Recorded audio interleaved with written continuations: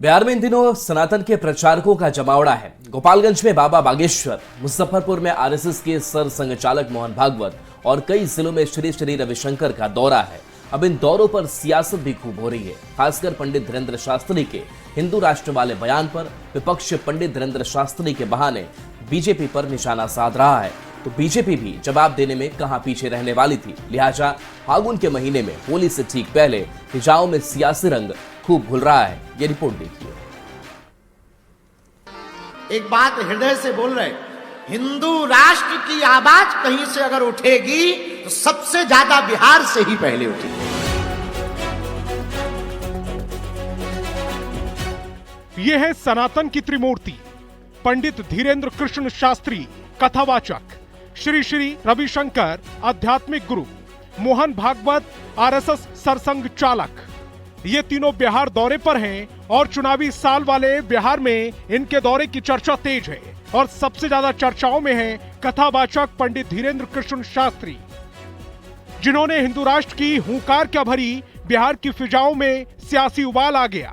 RJD विधायक मुकेश रोशन ने पंडित धीरेन्द्र शास्त्री पर बिहार का माहौल खराब करने का आरोप लगा दिया, तो बीजेपी विधायक हरिभूषण ठाकुर बचौल समर्थन में उतर आए। बिहार जो है एकता भाईचारा का संदेश देने का काम करता है। सामाजिक उन्माद फैलाने के लिए लोग आते हैं और ये लोग दंगाई पार्टी के सदस्य हैं, प्रचारक हैं लोग। और जब जब बिहार आते हैं तो ये लोग जातीय उन्माद फैलाने का काम करते हैं, एकता भाईचारा को भंग करने का काम करते हैं। लोकसभा चुनाव से पहले भी आए थे, फिर विधानसभा चुनाव आ गया तो इनको बिहार का याद आ गया। ये लोग का फ्लाइट सीधे बिहार की तरफ अब रुक करेगा, देखते जाइए।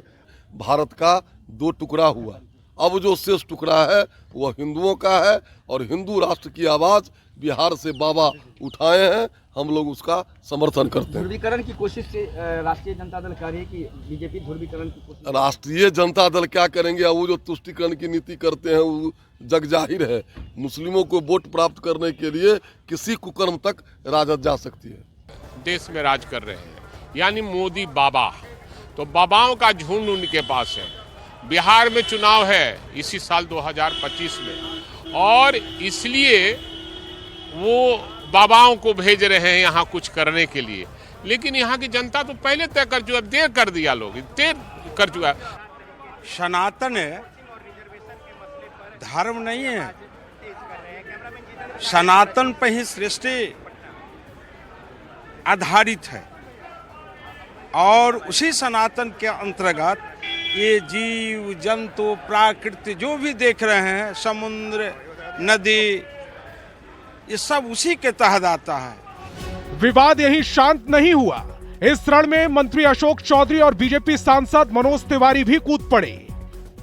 आरजेडी के लोग बाबा बागेश्वर को जेल भेजने की बात कर रहे हैं। ऐसा है कि आरजेडी के लोगों का तो यही न है भाई, कुछ मतलब नहीं। बागेश्वर जी अपनी बात को कह रहे हैं कि भाई हिंदू राष्ट्र होना चाहिए, वो अपनी बात कह रहे हैं। बहुत से मुसलमानों का भी आप सुनिएगा तो ऐसा जिहादी बात करते हैं, तो फंडामेंटलिस्ट तो हिंदू में भी हैं और मुसलमानों में भी है, तो उस पर कितना बहस करिए। सनातन का प्रचार कभी भी भाजपा का प्रचार जो समझता है, अब उसके विवेक बुद्धि को हम क्या कह सकते हैं। ये बिहार के लिए चुनावी साल है और फागुन के महीने में सियासी रंग अपने शबाब पर है। पंडित धीरेन्द्र शास्त्री का बयान तो सिर्फ बहाना है, मकसद सियासी रोटियां सेकना है। Bureau report, news 18।